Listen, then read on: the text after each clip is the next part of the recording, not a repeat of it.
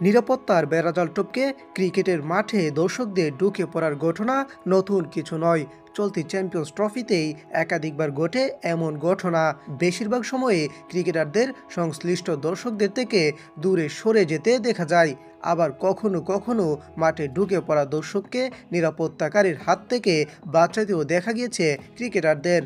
মঙ্গলবার ঠিক এরকমই ঘটনা ঘটে দুবাই ইন্টারন্যাশনাল ক্রিকেট স্টেডিয়ামে। নিরাপত্তাকারীদের চোখ ধুলো দিয়ে মাঠে ঢুকে পড়েন এক দর্শক।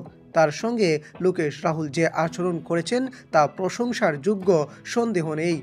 উল্লেখযোগ্য বিষয় হলো, মাঠে ঢুকলেও সংশ্লিষ্ট দর্শক খেলার মাঝে বিঘ্ন ঘটাননি, বরং ভারতের জয়ে আত্মহারা দেখায় তাকে। দ্বিতীয় ইনিংসের ৪৮তম এক ওভার গ্লেন ম্যাক্সওয়েলের বলে চক্কা হাঁকিয়ে লোকেশ রাহুল ভারতের ফাইনালের টিকিট নিশ্চিত করার পরেই মাঠে ঢুকে পড়েন সেই দর্শক।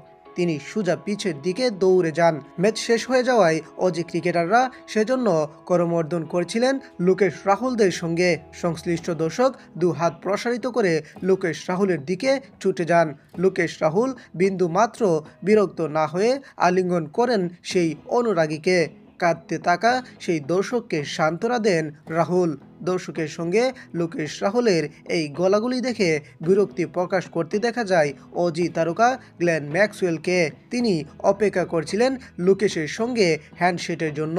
পরে নিরাপত্তাকারীরা দৌড়ে এসে মাঠ থেকে বার করে দেন সেই দর্শককে।